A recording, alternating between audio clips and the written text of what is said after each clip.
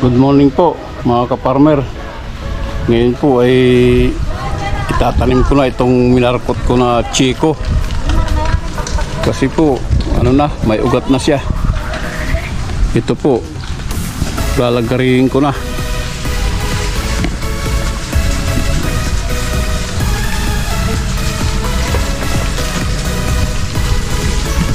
Nakakabit pa po sa puno.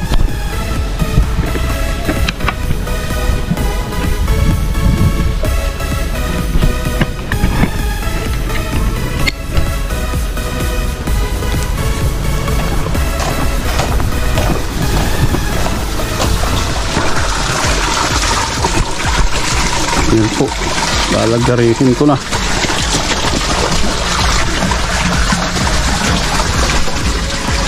Yan, nakalito na yung mga ugat niya.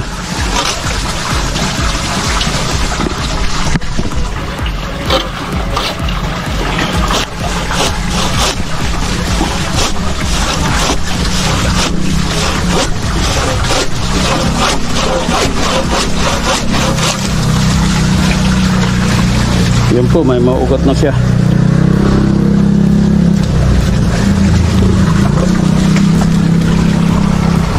Dadaling ko na po doon sa lugar kung saan ko itatanim.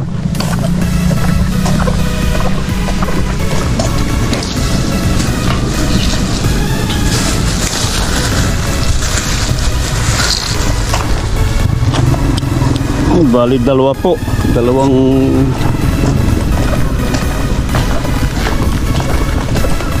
na markot.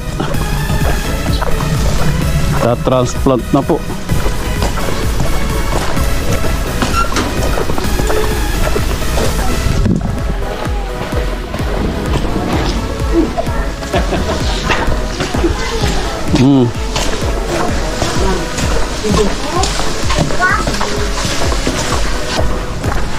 Kailangan po ma-sprayhan para mamatay yung mga kulisap.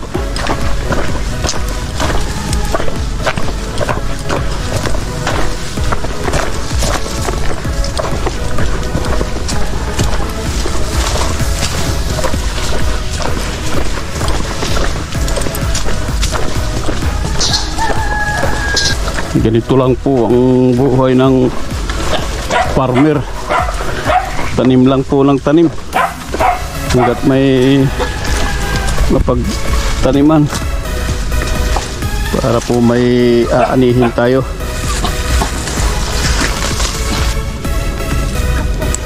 Yung aking mga alaga nag-aabang lang lagi ng makakain nila.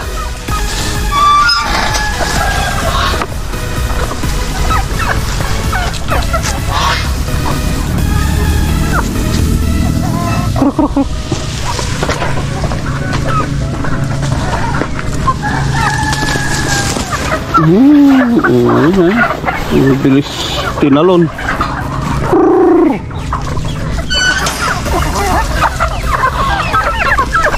Ganito po mga ito, kapag po may bit-bit kang pagkain,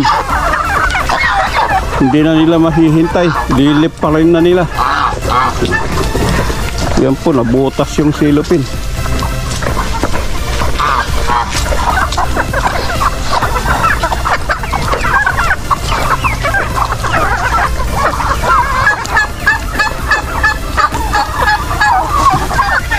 Ito po ang aking itatanim na chiko.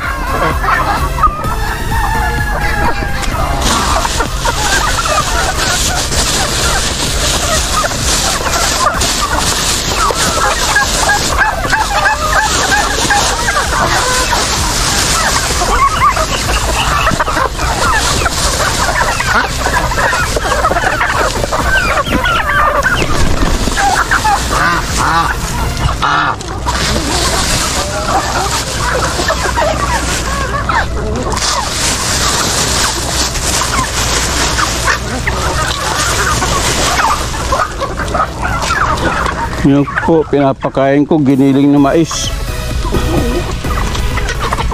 Ano po siya, pinili ko yung magaspang na pagkakagiling. Kasi malalaki na sila. Yun pong mga sisiw doon, yun ang pinapakain ko ng pino.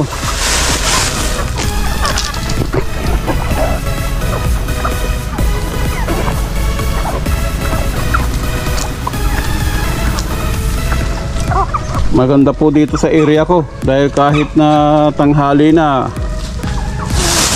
malamig pa rin, maraming lilim. Mayroon pong nakatinim dito na 6 na mangga, at saka po nilagyan ko ng shade. Ito, marami silang mapagsisilungan. Medyo marumi lang po itong at hindi pa ako nakakapaglinis.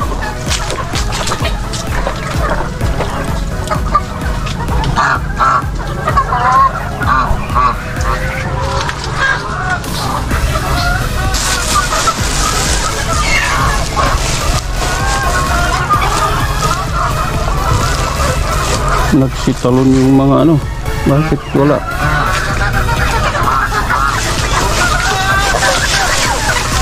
Magsialis yung mga nangingitlog na pabo.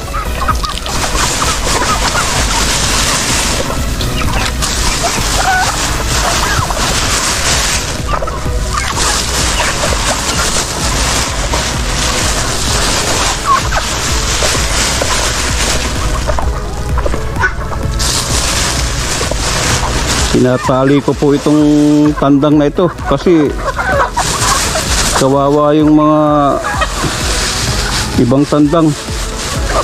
Hahabulin niya ng hahabulin.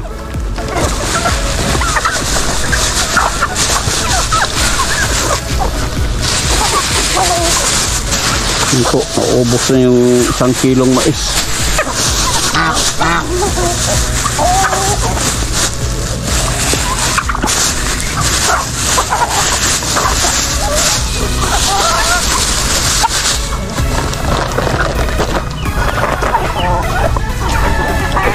Dadalhin ko na po itong kung saan ko po itatanim.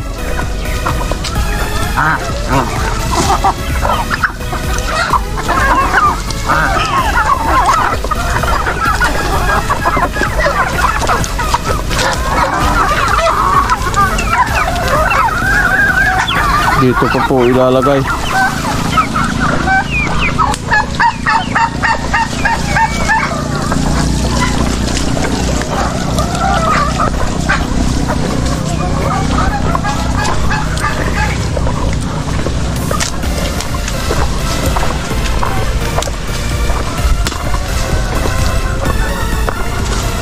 Yan, dito po.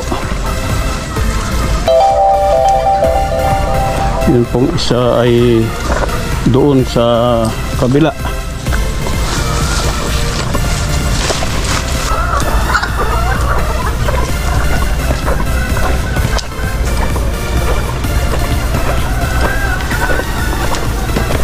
Yan po.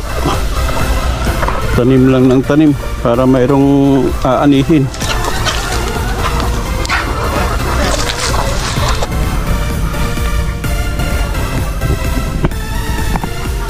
Marami po akong saging dito na mayroong bunga.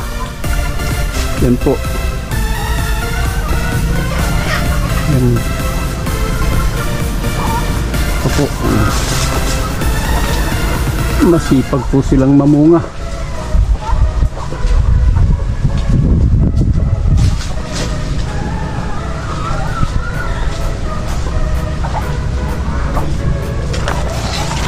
Yan po.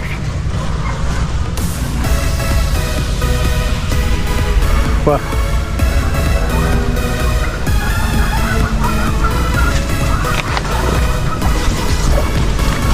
Yan po, tabi-tabi sila. Kailangan po pala pupuran ito at medyo nakadapa na.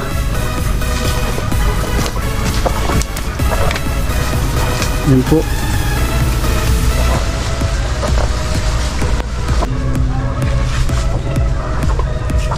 Ang bilis pong dumami. lalo po siguro pagka hindi tinutuka ng mga alaga kong pato, pabo, yung mga kinakain nila. Yan po, mga saba mataas. Hindi po.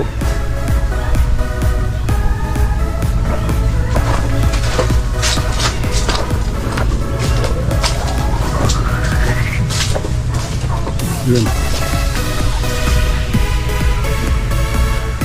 Maganda po magtanim ng magtanim hanggat na yung mapagtaniman para po yan may anihin.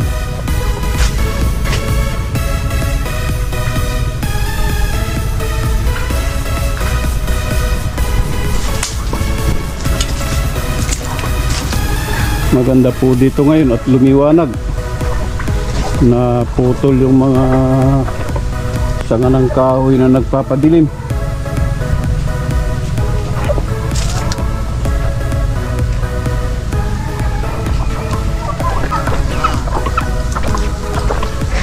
Hirap talagang i-control nitong mga ibang alaga po. Nandun naman sila sa labas, nililipad nila yung bakod.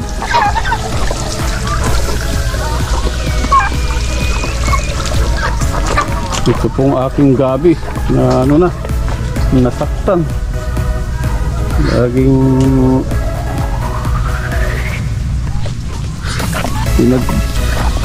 ng mga pato, yung gansa. Kailangan po i-harvest na. Ano na po yan, nagkalaman na wala po yung malalaking dahon niya. Nagpapalibago po ulit siya ng dahon.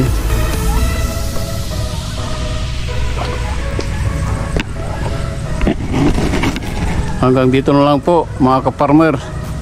Please like, share and subscribe to my channel.